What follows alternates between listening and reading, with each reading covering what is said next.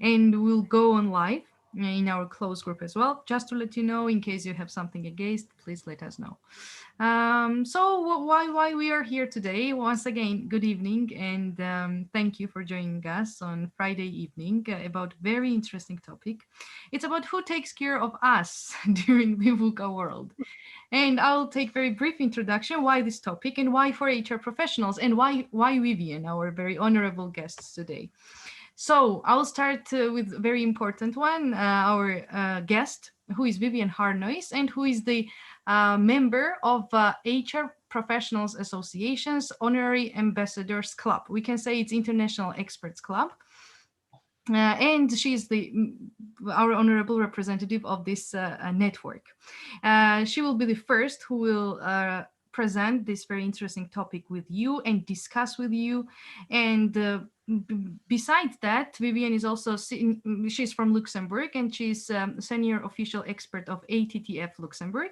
She's also a retired senior vice president of HR for a global bank, and she has extensive career as HR director and talent development across a variety of businesses and countries in complex multicultural environments. And she has really extensive HR and OD expertise and talent management, which means that we have great opportunity today to discuss this very interesting topic with her, ask questions, and share our experiences with her as well, because she is amazing professional and amazing person as well. And I think it's really huge honor for us to have her today. So this is about the topic. Why this topic? Because there are a lot of challenges for HR professionals, as for all of us nowadays, but for HR professionals especially, because those people, you are always thinking about your co-workers, how to motivate them, how to develop them. You always take care of other people, your families, your relatives, your loved ones, but who has to take care of yourself during this tough time? We will talk about this very interesting topic, about the importance of self-care, and where in this VUCA world where nothing is certain these days. So who should take this responsibility? What is VUCA in theory and in reality? How is it in remote working? How should we maintain this drive during remote working? And who are HR athletes? Also, Vivian will share her opinion about that. And how can we develop a personal plan of self-care during this very tough time? So these are very briefly about our honorable expert, about the topic, and about technical stuff. As you know, like this is already a tradition, please mute yourself when you are not speaking. And you can unmute yourself when you want to ask something or just discuss the topic. Please raise your virtual hand, and then you can unmute yourself and speak, or otherwise you can just write down your opinion in the chat and I will read it for you. Technically, that's it. What about our agenda? Our today's meeting will probably last around 1 hour. Vivian will speak about her presentation, but you can, of course, kind of interrupt her because she let us do it, because she doesn't really want it to be a monologue. We can just discuss and make it even more interesting. And after that, we also have this Q&A session as well, where you can also interact. So that's it from my side. I will go on live in our group as I promised, and our other colleagues will join us that way as well. I will give floor to our honorable Vivian, and we can start. Thanks a lot once again, Vivian, for being with us today. Okay. First of all, I think what's important for me to say is that I felt very, very honored when I got the call to join you as ambassador in Georgia. I had a lovely time in the country when I was there. I met a lot of fun people, and with some of them I'm friends on Facebook. So I feel very honored. And I'm very humbled at giving you this speech today, because what I want to say to you is that we're going to talk about you, but of course all of these people apply to the people around you. They apply to your manager, they apply to your family, and you can look at it in the bigger picture as well.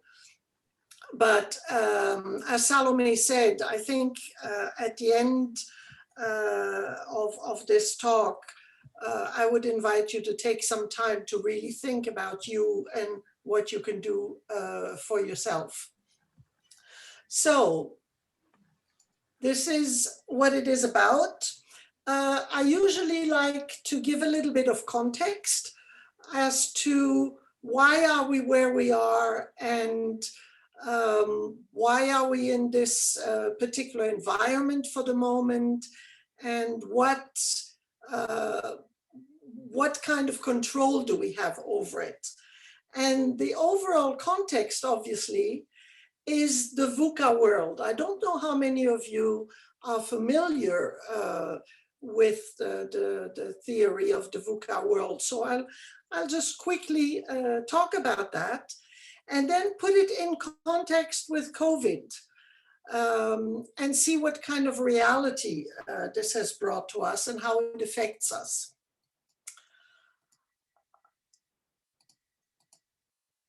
My click doesn't work so well. Okay, so VUCA. VUCA is an acronym, and as so often when we deal with acronyms, they have been invented in the United States. This particular one was invented a long, long time ago in the military. And even though we experienced the effects of it, it wasn't very prominent. It wasn't very much in front of you all the time. And what does it mean? It means that the world is more and more volatile, more and more uncertain, more and more complex, and more ambiguous.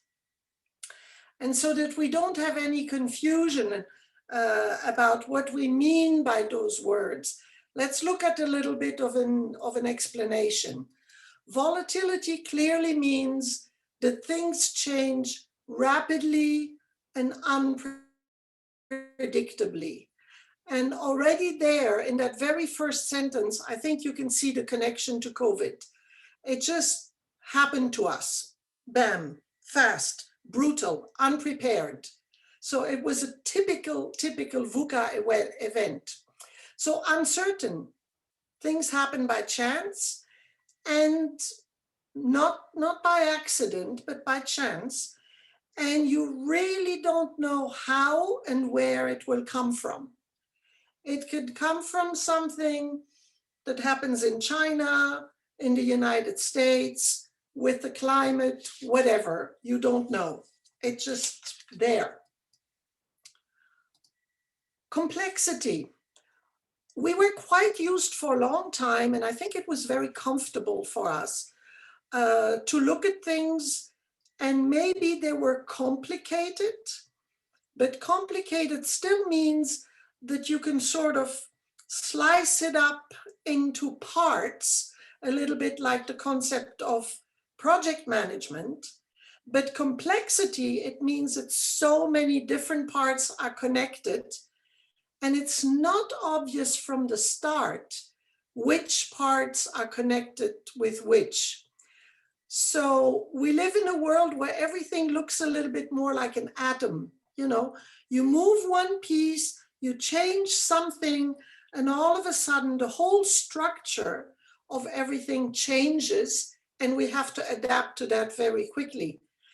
And once again, I mean, COVID was just right there. It was just a virus, an illness. But when we went into lockdown, we started to read.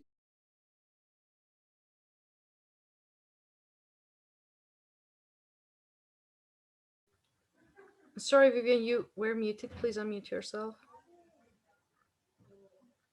Happened because I didn't touch it. Okay. Okay, so I don't know where I left off, but with the COVID, we realized that what was a virus, a sickness, some people were sick, which is not something so unusual. But then came the lockdown, and in the lockdown, within a few days, it became so clear to us on how many people we depend on and people that we don't think about every day. Do we think about on a daily basis about the truck driver that brings the food to the store so you can buy it? No, it's just in the background. It just happens and we don't pay much attention to it. And all of a sudden, it just became front and center of our life. And ambiguity, it means that we have moved away, or at least we should all move away from the idea that there is one answer to things and that there's one meaning about things. We can look at things from different perspectives, from different angles, and say that everybody is right, but not everybody at the same time and not everybody about the same things. So it becomes extremely valuable to spend time to think and listen to others, put things in perspective, discuss and debate. And those of us that have lived or still live in a top-down command and control culture will really have a struggle with that, because we will have to simply be open to more different things. And this is very counterintuitive and countercultural to some people. So we are definitely in that world now. And I think you probably recognize it even from before VUCA. So how does it connect now? The volatility means that this virus changed the whole world, not just one country, but the whole world in one instant without much warning. So did we have time to prepare it? Maybe we should have had time. Maybe some countries took the time, but in general, we were all quite unprepared. And the uncertainty it brings with it. When will it end? I mean, nothing is impossible. Will it ever end? Will this virus mutate into a dozen other viruses and we have to live with masks on our face for the rest of our life? Who knows? Nobody can give you the answer. And it's complex, and like I said before, the repercussions are everywhere. I don't think any of us can think of something that is not impacted by this VUCA. And the ambiguity, who is right, who is wrong? Everyone is right, no one is right. Are the scientists right? Are the British scientists more right than the Chinese scientists? Are the French more right in the way they tackle it or more wrong? We don't know. So everybody is trying to make the best of it. And I think that's what you have all done in Georgia as well. I mean, when the lockdown hit you, you just figured it out. And who are the people that actually figured it out? Sometimes we think it's top management, but if you think about it, is it really top management? Of course they had a role to play, but who did the actual work? IT and our people mostly. Would you agree with that? Can I get some feeling about how you feel about that? No? So for the moment, we are like the three blind mice. We're just navigating the best we can.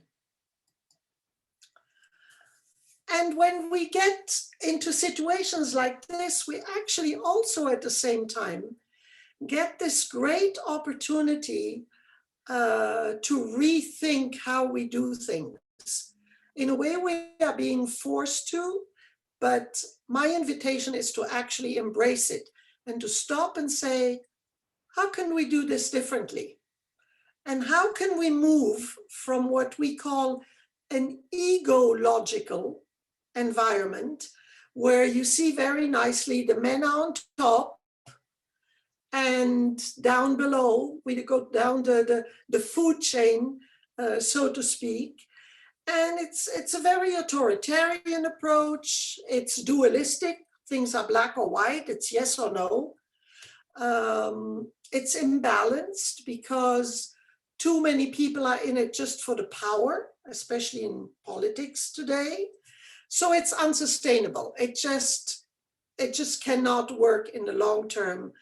And we are seeing it now, and we are seeing it also in many other ways.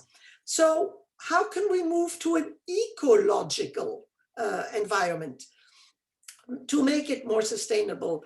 We can be more democratic, mostly more compassionate, and this is some of the things we will talk about in a couple of minutes, to make sure that things are more balanced and understand that we are really, really totally interdependent. No one can live completely on his own, on her own, work on his own, be on her own. It just doesn't work. Human beings are social animals, and this is what makes it harder even more now with these lockdowns and so forth. So in HR, we get an awful lot of contradictory messages. And this didn't start now, and we have been struggling with these contradictory messages for some time, and even more so. We get this idea that we should take our time with people, but everything should happen quickly nevertheless. We promote well-being, we talk about it, we talk about work-life balance, we talk about giving space to people to look after themselves, but at the same time, we have to watch the cost. So what does that mean? It means less people doing the same amount of work as before, or even more work. So is that a contradiction with promoting well-being?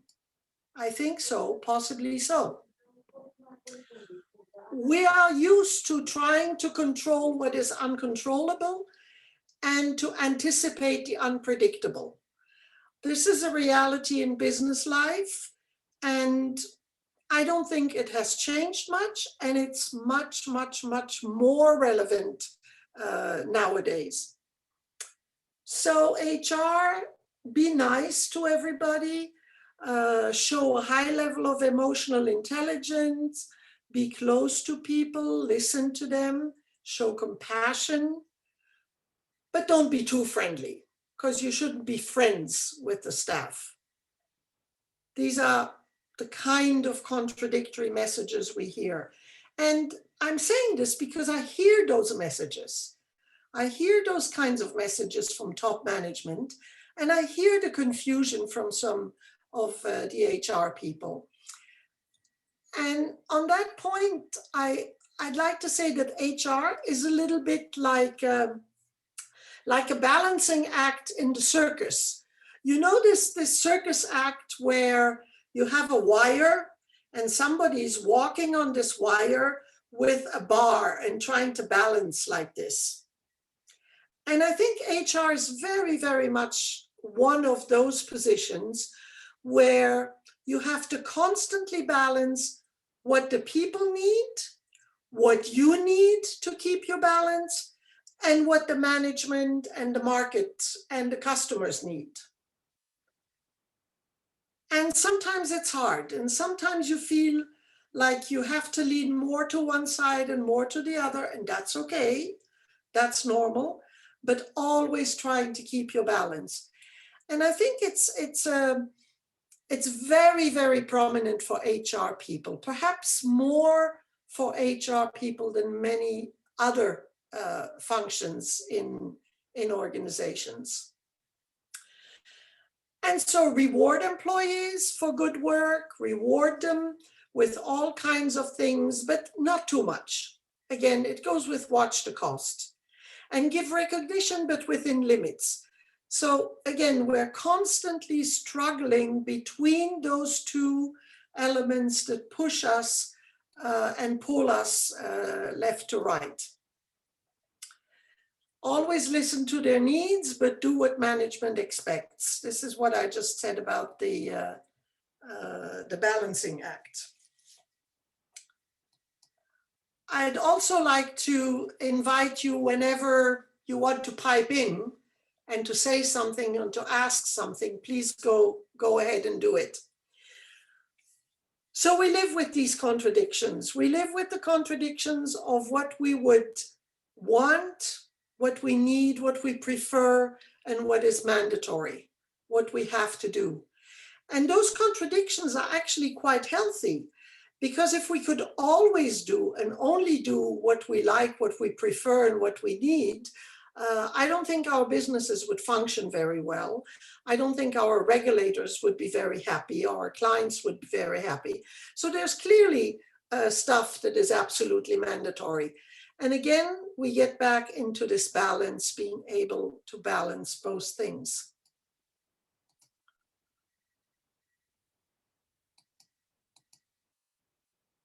So your people, your employees, your management, maybe this is the world you live in right now. A little bit unsure, a little bit confused, a little bit lost, a little bit disoriented. And you're not alone. So don't feel that you are guilty or that you are wrong if you feel that way. You're not.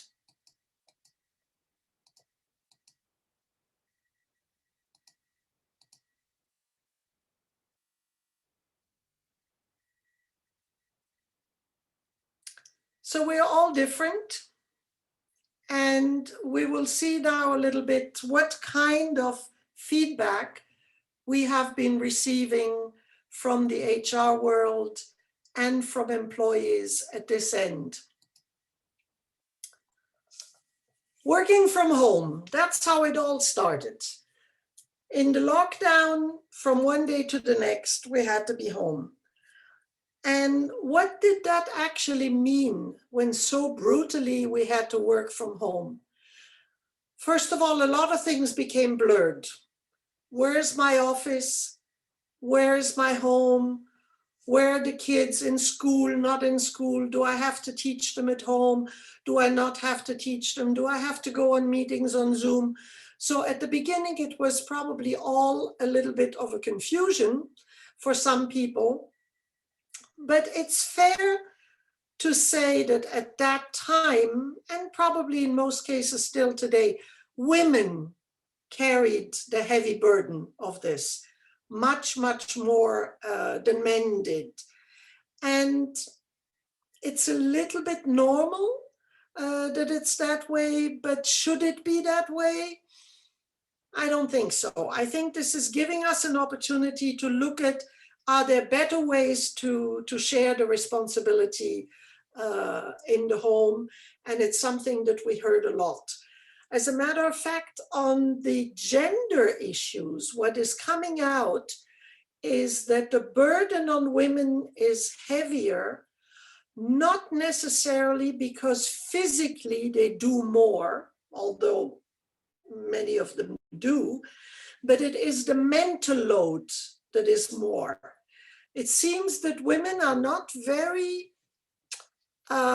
easily able to disconnect the different parts of their life, whereas men seem to be much better at that. You know, they can say work is work, home is home, and put things into little linear boxes, and it seems to work better for them.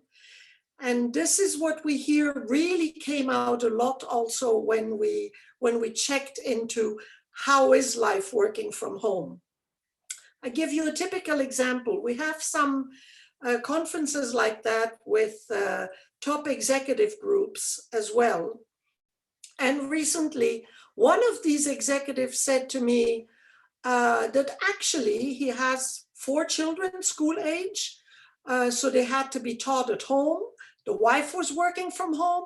So the place he went was to go lock himself in the bathroom and sit on the toilet with his laptop, because that was the place where nobody would bother him. And I was just wondering if the mother would have gotten away with that same thing, to say, okay, I'm in the bathroom, not available. And I don't think so. So the kids find mother wherever she is, even if she pretends to be in the boardroom in the closet. So the feedback, very specific feedback we get from our employees, from our team members. This has been done through a number of formal and informal surveys. This has been done also by, what do you call it in English? La médecine du travail. The work, the doctors that look specifically at work environment, at stress and burnout and work injuries and what have you. So this is quite a broad feedback that we have. So what do they tell us about working from home? So we have a whole group of people that actually enjoyed it very much, very excited about it, very engaged.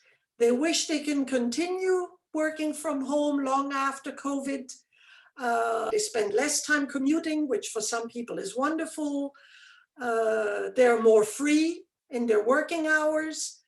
They feel more efficient. They have increased focus on what is important. But there are always some subtext under these things. Continue to work from home, we found out, applies mostly to the people that have a very good setup, that have a home that is large enough to where they have an office and they can actually retreat in an office with a proper desk and a computer, have another place where the children can do the homework or the husband can work.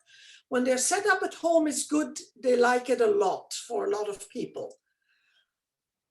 When they have to sit at the kitchen table or in the bathroom, they like it a lot less.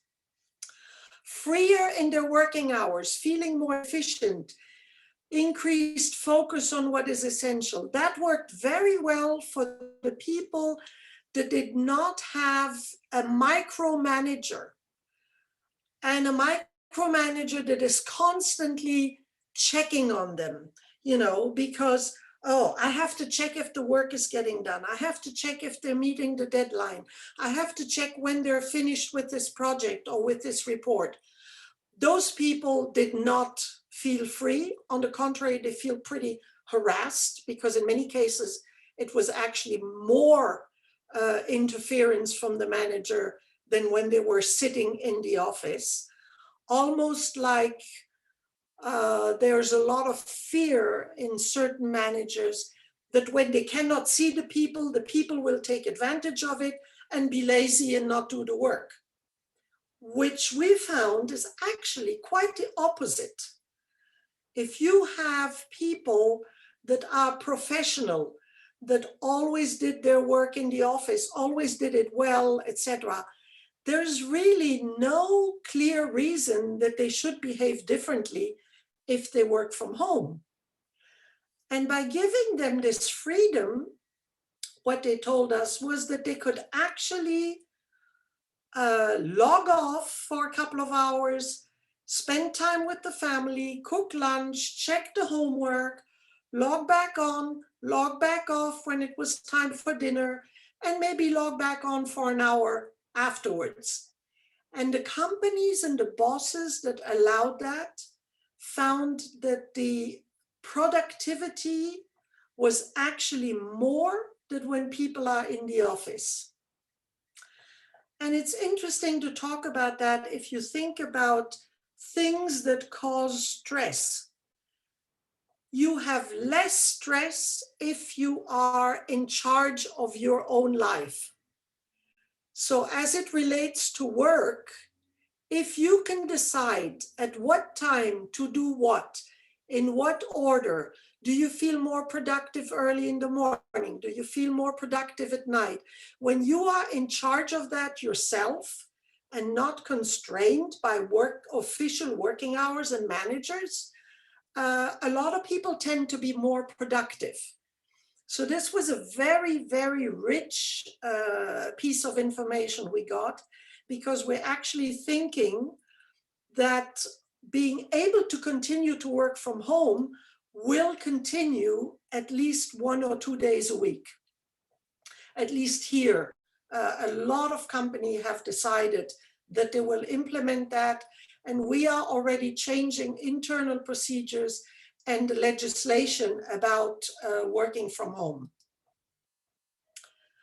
The performance impact, as I just said, many of them worked harder and they were not afraid of all the changes. High performers especially like the freedom. People that are high performing are just totally empowered and engaged when you let them do things the way they want. The technology, I mean, it was just amazing how quickly we were able to do things that we always said were not possible. For years, when I've been suggesting to line managers or to top executives, why don't you let some people work from home? Or why don't you let some people work different hours, you know, that suit them better from a work balance point of view? The answer was all, oh, no, we can't do that. No. In a bank, the people all have to be there from 9 to 5. No, this is not possible. And all of a sudden it was possible. And all of a sudden everybody adapted, although they had little time to do so. But a lot of people at the same time also felt insecure about their skills. Like even me using Zoom, I have to say it's still not my favorite way to communicate with people. I'm very much a face-to-face person, but hey, if that's what we have to do, that's what we have to do. We also discovered that there still are a lot of people that are actually, what we gave them a name, we call them technological analphabets. And that was because a lot of people still, they know what they use in private. They know Facebook, email, WhatsApp, and all these things. At work, they know the software that they used for work. And they know very little of the other stuff, of the things in between. And it's amazing how quickly everybody learned it. And I have to say, at least for here and probably for you as well, hats off to the IT people that were able to just set everybody up.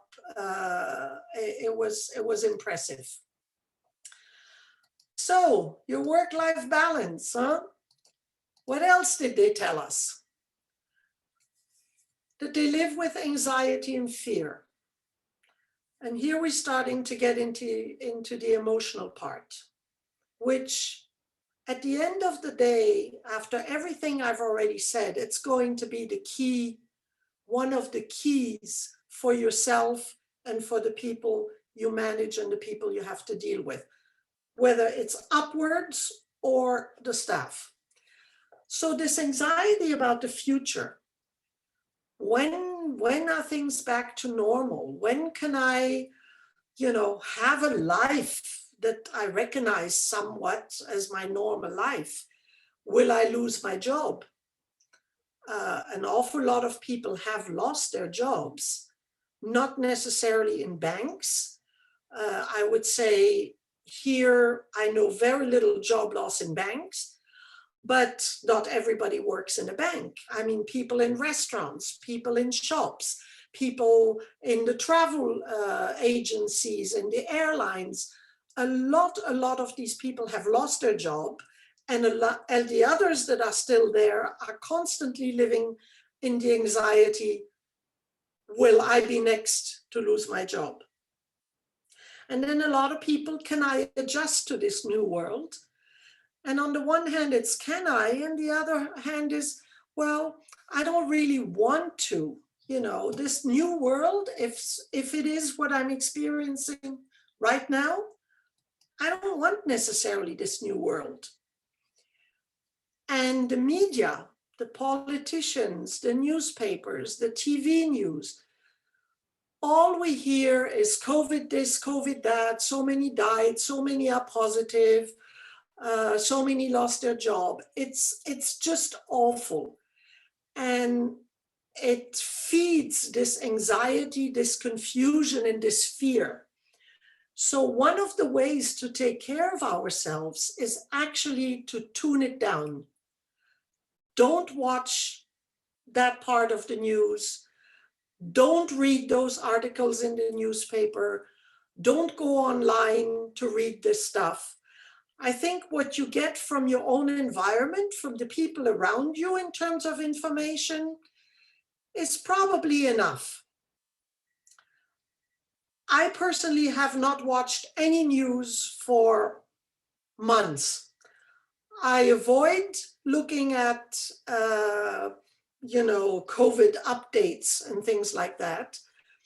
And I have to say I'm pretty cool about the whole thing.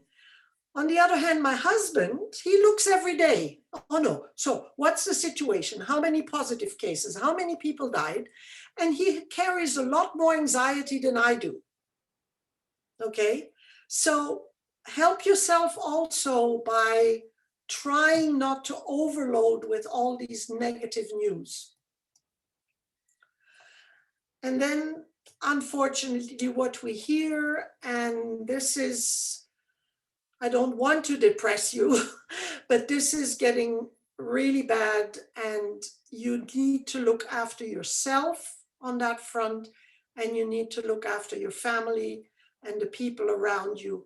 Depression and burnout is on the increase very, very, very much, because it's been a year now since we've lived with this. You start to see problem with children, adolescents that don't have a social life. Psychiatrists and psychologists are overloaded with requests for appointments. Doctors see more and more depression and burnout. And what can we do? We can recognize the signs, and we'll talk a little bit about that in a few minutes. We can pay attention, listen to our emotions, and do the best we can to help also others. Huh? Okay, let's move on. So this is what your life is probably like. And this is what we find employees are saying. Is anybody out there? And the reason why this came up so much is that we heard many employees saying that their managers were not in touch with them, other than maybe sending emails and saying, where are you? Are you finished with this? Are you working on that, like I said earlier? But actually a phone call, reaching out to them and saying, hey, how are you? So many people complained that this was not happening. And they felt like, okay, I'm all alone in front of the screen every day with just emails and my software, and it's driving me crazy. And in reality, what was also happening to the managers, not just to the staff, was like this, and the response to that is actually depressing, really, and it's not motivating and it's not engaging. So one of the advices I have is something one of the managers told me that worked very well. She was HR manager in a large organization, and she had a team of about 10, 12 people, I think. And she set up 3 kinds of meetings in the lockdown. First meeting, she made it very clear that it was a team meeting just to talk. By the cup of coffee, and when you walk around and have a break and have a chat with people. So no business, nothing at all to do with where are you, how are your KPIs, nothing, just talk. Second meeting, one-on-one with every one of the persons, so that they could feel more comfortable to share how they really feel. Many people will not tell you in a group, I'm starting to feel really, really bad. this is becoming too much for me, etc. Many people will not say this in a group. So she had meetings one-on-one with everybody. And then she had meetings that she said, okay, this meeting is only about business, where we go through the objectives and what is going on and the work. So everybody in her team said that they really, really liked that because they felt that they were taken care of and the business was being taken care of. And I hope this resonates with some of you, that you realize that this is something you can do and that it will help you also because you share with your people at that time what's going on with you. And the sooner you share yourself with your staff and say, well, I feel really great today because this and this happened, the sun is shining, I read a good book, whatever, then people will open up and it will make you feel good as well. Business-wise, there are also opportunities ahead. Employee relations and engagement. You have opportunities now to get closer despite not being together and to invest in the relationships. What I just described is exactly that. Get closer to the people and invest in your individual and in your team relationships. You have opportunities to revisit some policies, because another thing we found out very much is that working from home, all of a sudden you realize that a lot of the bureaucracy that we have when we're in the office didn't apply anymore because it wasn't possible. And yet the business functioned as well. The business worked, the business got done without all these tons of paperwork. You can develop new learning opportunities for people and increase collaboration. These are all positive things that we heard from our members and managers and so forth.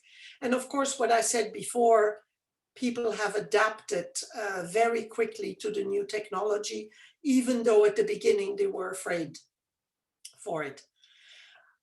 The business, we heard a lot of good things also from the top business. They have been able to convince more clients to come online. They have worked on new products that they can offer online and on interesting different ways to provide advice and services to the clients. So what do we need now? We need resilience. Do you know what resilience is?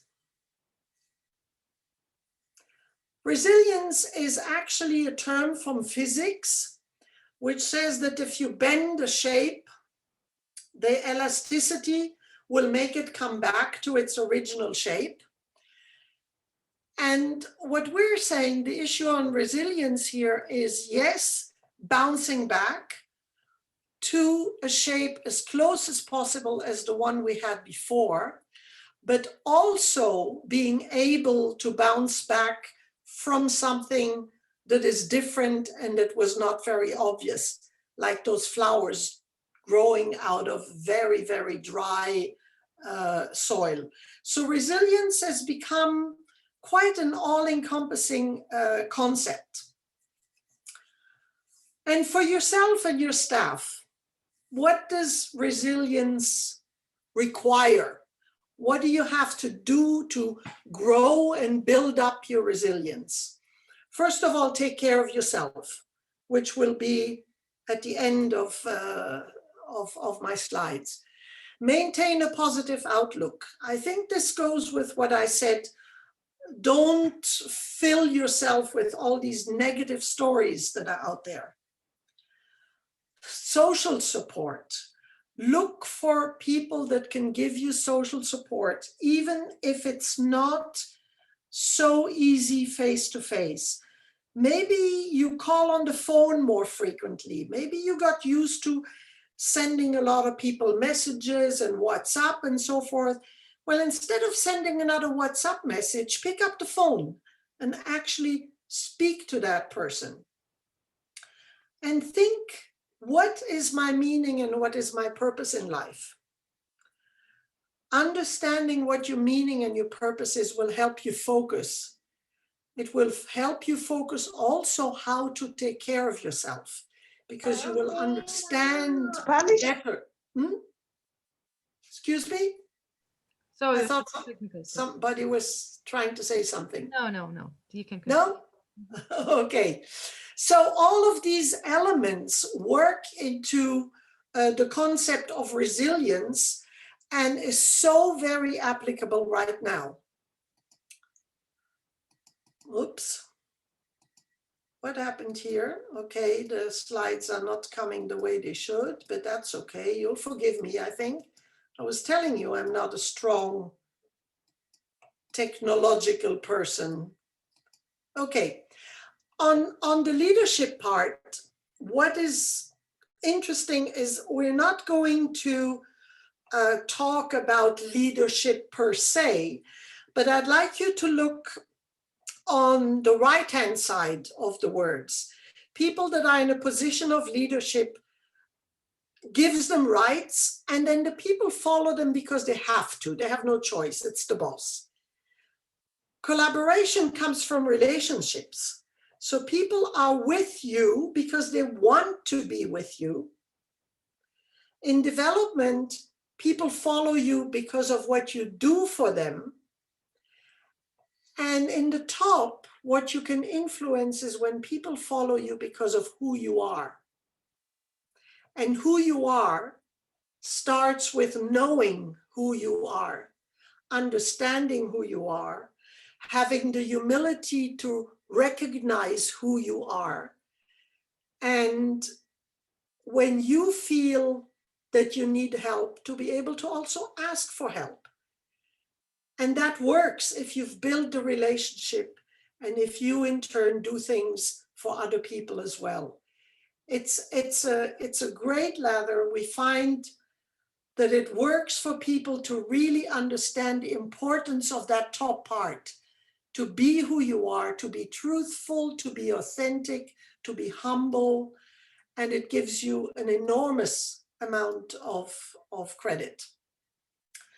And to get there, I want to talk quickly about the brain. We're not going to go into neuroscience, but you all know that we have a part of the brain that manages everything that is emotional. And then we have the frontal part of the brain, the neocortex, which is where our logical part, our thinking, and so forth resides. And when you have things happening in the reptilian brain, the neocortex, the thinking brain, is shut down. There's absolutely no message getting through. If you are completely afraid or scared of something, that is what will be dominant. And it has to be acknowledged before you can start thinking.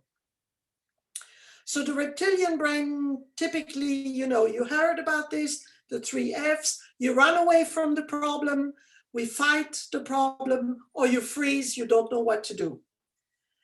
So when you are faced with strong emotions from yourself or from your team members or from your management, it helps to start to recognize, where are they? Are they trying to avoid the problem?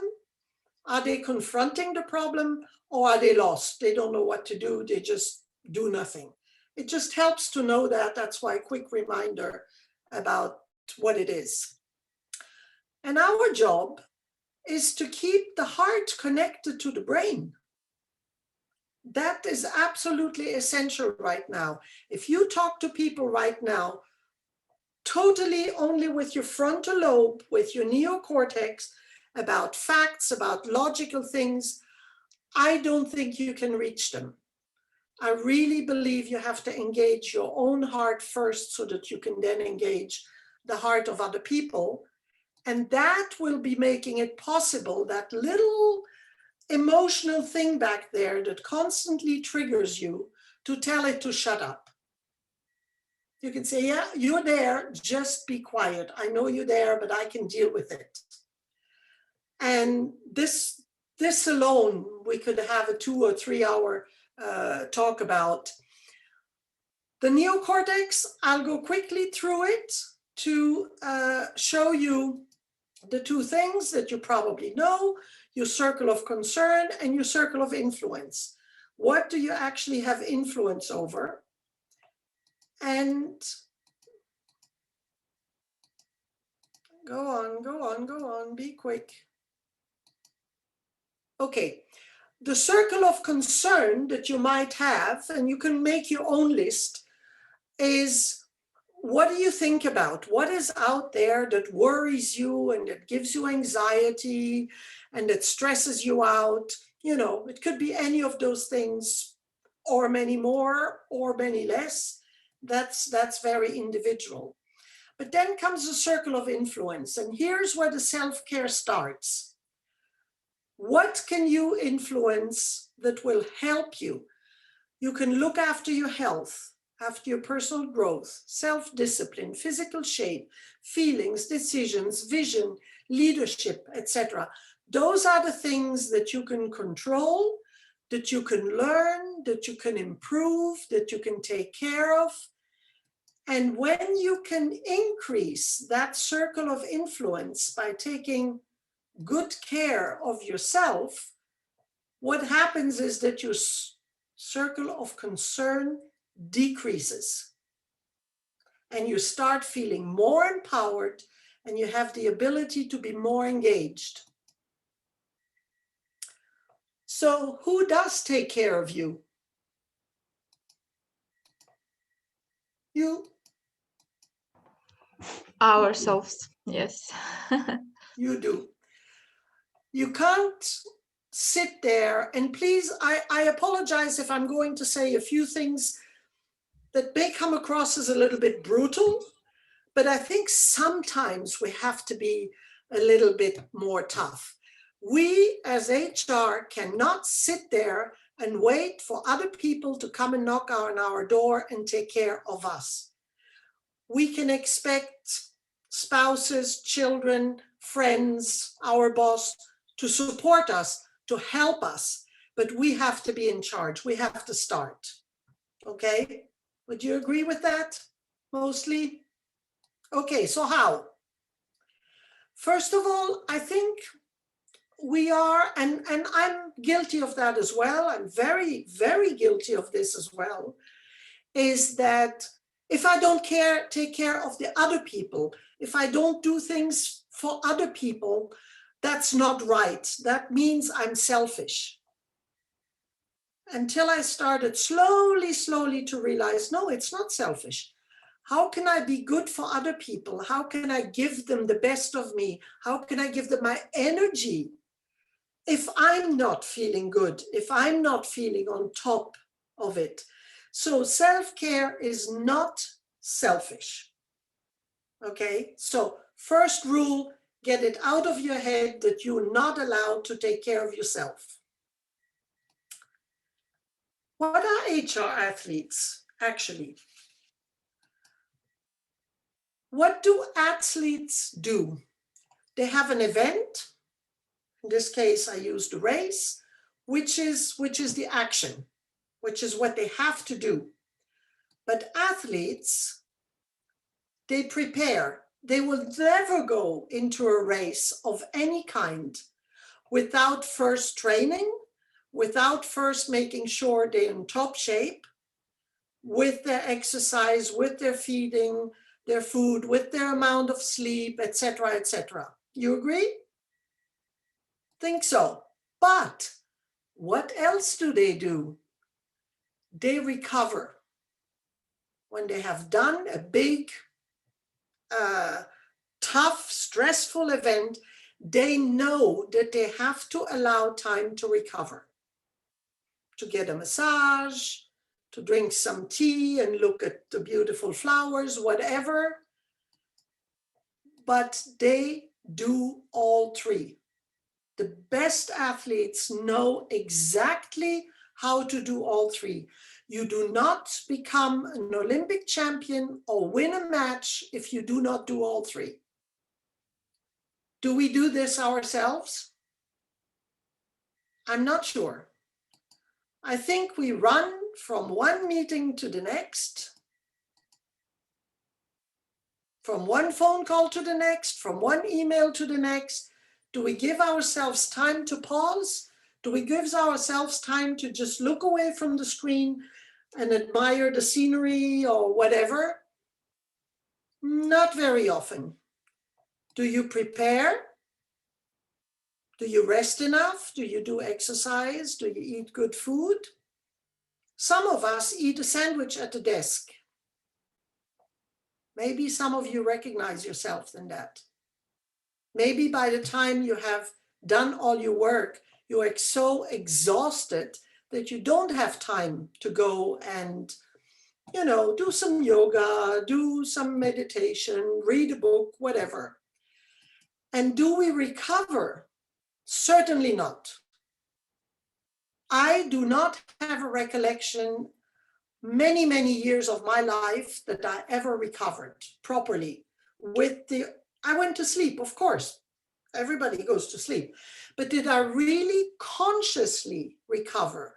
Did I say, okay, now I'm going to take 1 or 2 hours for myself, not available to anybody else, to recover, to be just me and recharge? The best athletes are good on all 3 dimensions. And that's why I call HR athletes. The demands on us are huge. They come from all sources. We are usually the fire department in companies. So we need to know how to do this.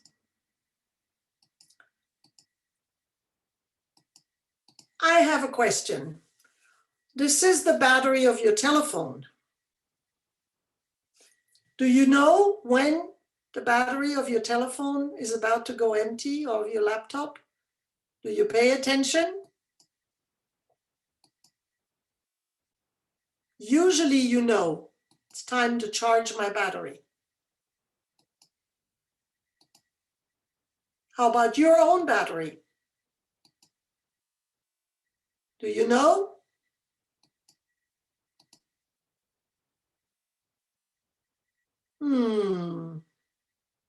I can't see you, but I can imagine that there are some faces or some heads that go, yeah. So taking care of yourself begins with knowing what state are you in, what emotional state are you in, what physical state are you in, how is your sleep, how often do you not eat good quality food because you eat it too fast while you work, etc. And you have to know all of that for yourself. Emotionally, I'm okay. Right now, I feel energized, I'm happy, I had a good laugh with my kids, or I watched a good movie, I'm good. Some of the warning signs, this is the 3rd day in a row I don't have lunch because I was so busy. I have noticed that I haven't been sleeping so well. I've had a few headaches lately. This is your body telling you, be careful. And you know that when you get that sign on the dashboard of your car, you have to pay attention. And maybe you have to check it out. Maybe you have to go to the garage to see what's going on. And when the sign in your car gets red, or your battery goes to red because it's empty, you have to stop. And this is something you have to know for yourself. I can't repeat it often enough. Taking care of yourself begins right here, knowing how you feel. What is my emotional state right now? It starts with that. What is my level of energy right now? How well do I concentrate right now? Do I make more mistakes right now when I work or not? Is everything nice? Am I able to go outside for a half an hour walk and not think about work, or not think about the kids, or not think about what I have to cook for dinner? Am I able to do that? And you have to give yourself permission to do that. So create maybe even on a little piece of paper, on a little notebook. You put the date and you take like 2 or 3 levels, your emotional level, your relationships, you know, have you been shouting at the kids more than you usually do? It's something we hear a lot, that there's a lot more unpleasantness, let's say, in some families because everybody's stressed. The teenagers are fed up, the parents are stressed. Put a little note to yourself, today I was a little bit like this, or today I was great, or whatever, so that you can maybe look back at the end of the week and say to yourself, how did I do this week? And did I do better this week than I did last week?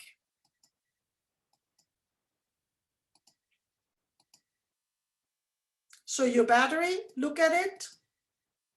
Have your dashboard. Plan. Event. Recover. And understand that taking care of yourself is part of your job. You really, really cannot take good care of others if you don't take care of yourself. So you see that agenda up there. There's a spot with nothing written next to it. It should be written there, time for me. Whenever you do this, however you do it, it doesn't matter. Do what fits you, but have time where it's for you. And when you go back in the office, continue doing the same thing. Put in your agenda a certain amount of time that's for you. The other day, I had somebody saying that, I mean, it's absolutely terrible in Luxembourg that they have a law that force people to take a lunch break. And yes, we do have such a law that says that people have to have a minimum of half an hour break in the middle of their workday. And a lot of people didn't do it. I have had numerous employees sit at their desk with a sandwich and working while chewing on a sandwich, which, by the way, is a very bad way to eat. It's not good for your health to eat that way. And I started to walk around in the bank. And when I saw people, I would say to them, okay, get out. Go outside in the park and eat your sandwich on a park bench and look at the grass grow. And I literally walked through the bank and told people to get out. And this law, it's there for a very, very good reason, so that you can take care of yourself. So here are some ways you can try, add whatever you want. It can be so many different things based on what you like, but putting yourself first, the little blue one on the right, is an important one for me. At the bottom left, saying no is a challenge for HR people. I know many, many, many HR people, when they have some coaching or whatever, they start with, oh, I have to learn to say no. So that's one that you can maybe work on with somebody, maybe starting with the family, to say, no, I'm going to lock myself in my office or my bedroom or wherever, and I don't want to be disturbed. Get a do not disturb sign on your door. It sounds like utopia, what I'm saying, but if you try it, you will find out that it works and that you will feel better for it. And plan, organize, because otherwise, if you don't do it, who will?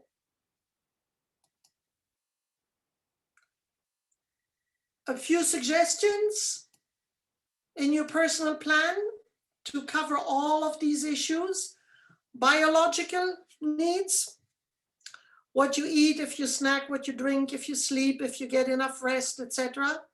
Physical needs, exercise, energize, take a walk.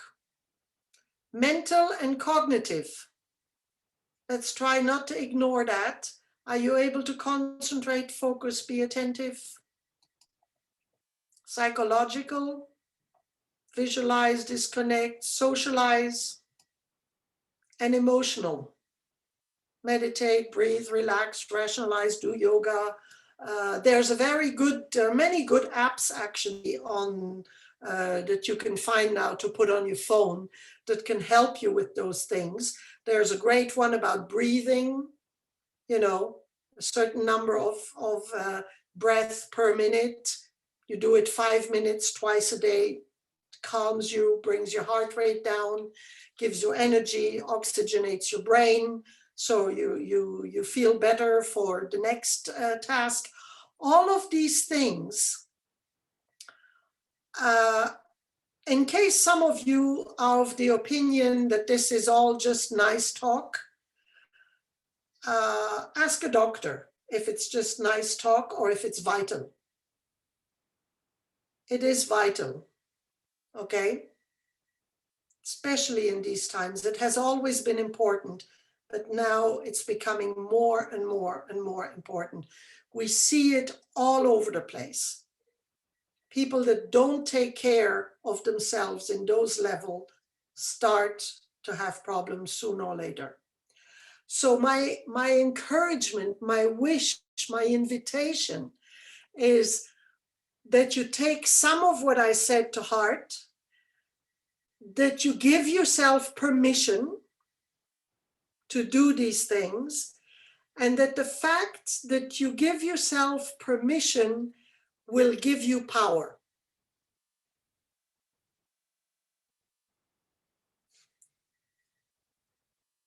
Much more power, strength. Thanks a lot. And share this with everyone that needs it.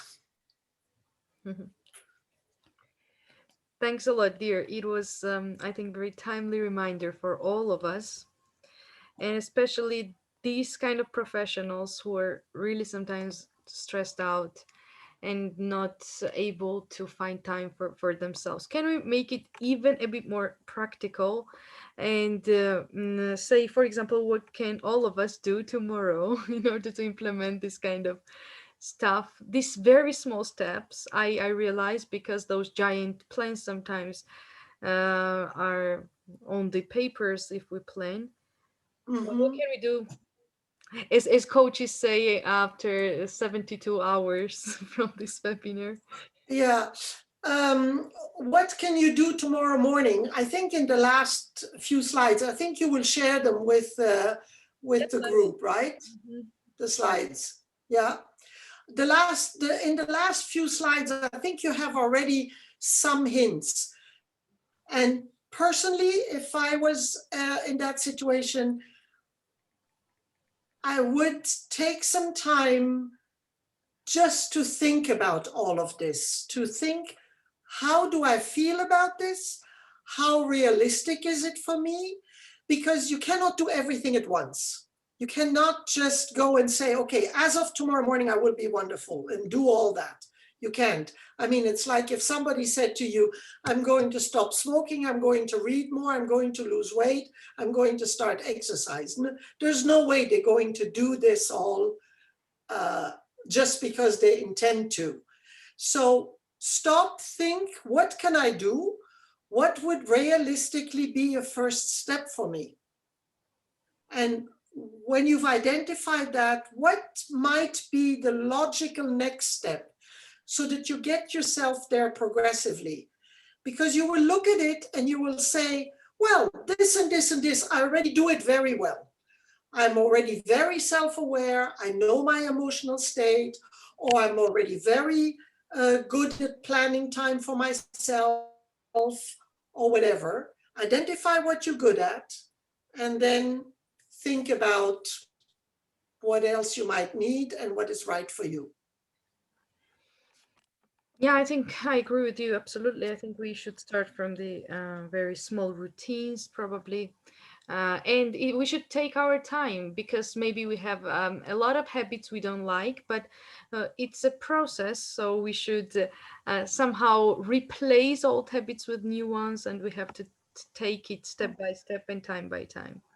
So how what do you think how they Can I add something? Yeah, sure. Salome, can I add something? Try not to think of it as a project. Be more intuitive about it. Go more to how you feel and what intuitively comes into your mind, because that's probably the right one. You know what I mean? Yeah. Okay. So how do you think this remote work and then changing our habits from like going to the office, then somehow it's another lockdown, we go back to home and we kind of go back and forward. So how do you think this will influence our physical and mental health? And there are already some surveys, but maybe how can we predict it will affect our lives, professional and personal lives? What I can say from a lot of the companies we talk with and we have surveyed is that the ones that seem to be on the best path are the ones that are giving people options, that are creating policies that say, if you want to continue working from home, this is the framework. But if you don't want to continue working from home, you can come to the office. What we include in those policies are rules that say you cannot only work from home, because that is destructive to the social fabric of the teams and what we said earlier of having that cup of coffee together, and also of that creativity that comes from a few people being together and saying something bounces an idea of somebody else. You know how it works in teams when they come up with ideas. So they will never allow someone to only work from home, but giving that flexibility to those that want. Most companies are thinking like 1 to 2 days a week home and the rest in the office. Probably that's the appropriate. Right now, during after the first lockdown was over, what happened is a lot of companies said, okay, people can come back to the office, but only half the people. So this group this week and the other group home, and then the other group next week, the other group home. And it didn't take them very long to realize that that doesn't work, that it's not very, very helpful. So they're trying to find other ways so that people can be together.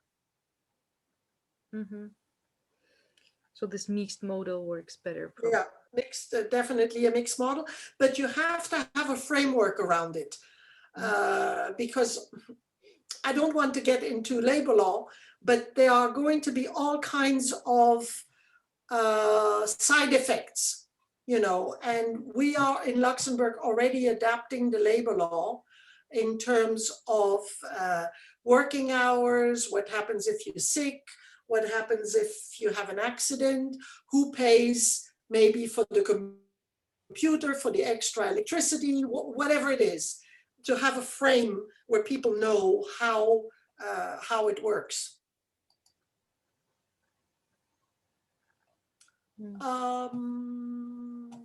Do we have something in the chat? No, not anymore. So okay, feel free and ask or just share your opinions. Well, I'm not sure I have a question, but I just wanted to say thank you so much. It was so nice to hear all these professional and your personal opinions about these things. It was necessary for us, and I'm so happy to be here. Thank you again for this opportunity. And as Sergo mentioned from the beginning, we hope to see you someday in Georgia. Okay, yeah, we'll see what the future brings. But Yeah. anyway, I'm very humbled and very happy that I could be with you and sort of tell stories, you know. I'm just looking on my piece of paper if there were any issues that Salome had mentioned to me before During our pre-call. in terms of questions. There was a question about working from home. Does it cause health problems? And I think I've answered that one when there are issues where people don't like it. When mamas were in bedroom. Yeah. And to me, what strikes me the most when we have these meetings where we have a lot of interaction, I have a group which we call executive conversations, where we talk with executives that we know and we just talk about stuff. And one of them absolutely, I mean, I just was almost in tears. He said to me, in the lockdown, I learned how much I love my children. And we kind of went, okay, that is a very strange thing to say. And he said he was divorced. And when the lockdown, and he has shared, you know, whatever of the children, keeping the children. And when the lockdown started, the children were with his ex-wife and he did not see them for 3 months. And he said, you have no idea how miserable I am, how I'm not able to work, to focus, to concentrate on what I have to do, because I'm just so miserable that I cannot see my children. And if that's not emotional, you know, I don't know what is. But the interesting part about it is not just the emotional part, is how much it affected his ability to do the work. You know, so when I keep saying, look after the emotions, understand them, I really, really mean it. What else did we have on the paper? Another thing I got just now is that the question like this: can companies help HR athletes? If yes, how can all this be transferred into the organizational system? So can we put the role of organization, corporation here, or it's just our business? Well, no, tonight we were talking about ourselves. I think that was what we wanted to start with. Of course, companies can do it. How do I want to say that? If the HR director has a good connection to the CEO, it's easier. If the HR director does not have a very strong connection to the CEO, but somebody else on the board, like a champion, somebody that will support their ideas, is to actually bring this into the conversation at management meetings, to say, look, we know about engagement, we talk about engagement, but what does it really, really mean for people to be engaged? And management teams, usually they're mostly men, many of them are more men than women. So they understand sports analogies.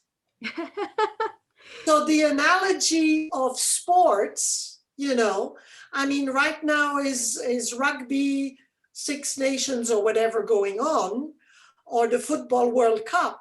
These teams, they would never imagine going onto the field without having prepared and without taking care of it after. So this idea of scheduling meetings back to back, where you have not even the time to breathe between one meeting and the next, start to influence. And if you have strong values, remember, that's why I showed the slide, they respect you because of who you are.